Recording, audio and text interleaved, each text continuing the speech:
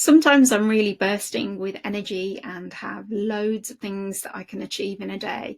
And then other times I have no energy at all and I need to just basically lie flat and not do anything.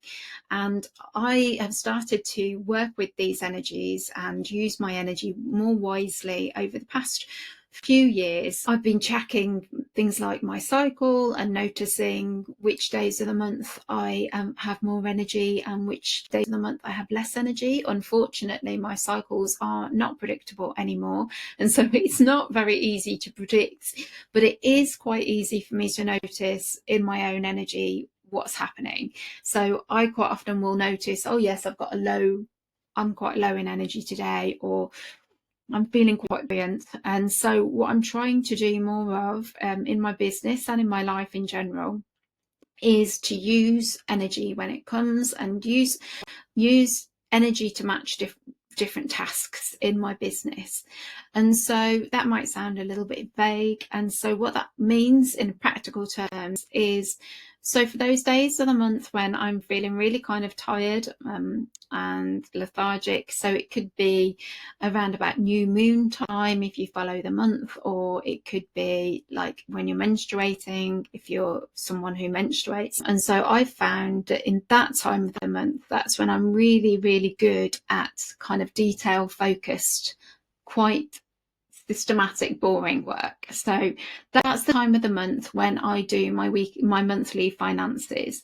So I do things like logging my teaching hours, and I do my mileage, and I do my receipts, and I do my income and my expenditure, and chase up any invoices, and all of those kind of boring tasks I tend to do at those low energy times. And that's because it's something I can do quite easily from my bed. I've got a really nice little lap desk, and I have a nice hot drink next to me, and I just kind of chug my way really slowly, and I have a little checklist that I use to support me.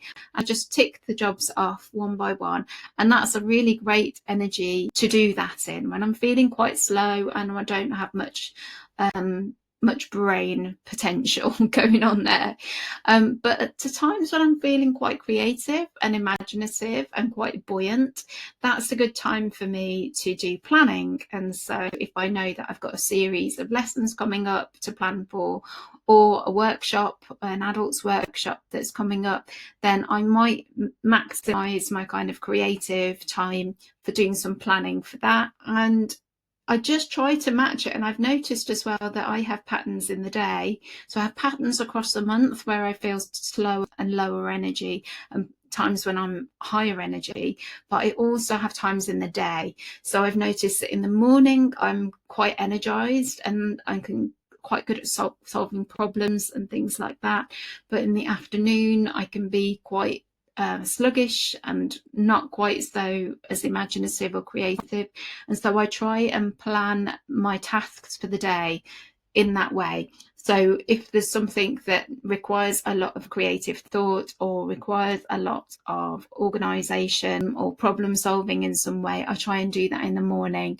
And if there's things that just need doing, like putting things away, for example, or replying to emails, unless they're complicated ones, I try to move that to the afternoon, because then that means that I have made the most of my brain when it's online.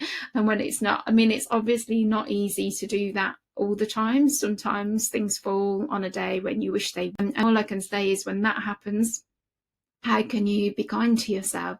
So for example, if a school day and you've got 10 classes to teach falls on a low energy day, what can you do to change the way that you deliver that so that it supports your energy level? And so that's what I've been thinking about, and I just wanted to share with you. I'd really love to know, what are your low energy tasks that you do, and what are your high energy tasks that you do? I would really love to know. Thanks for watching.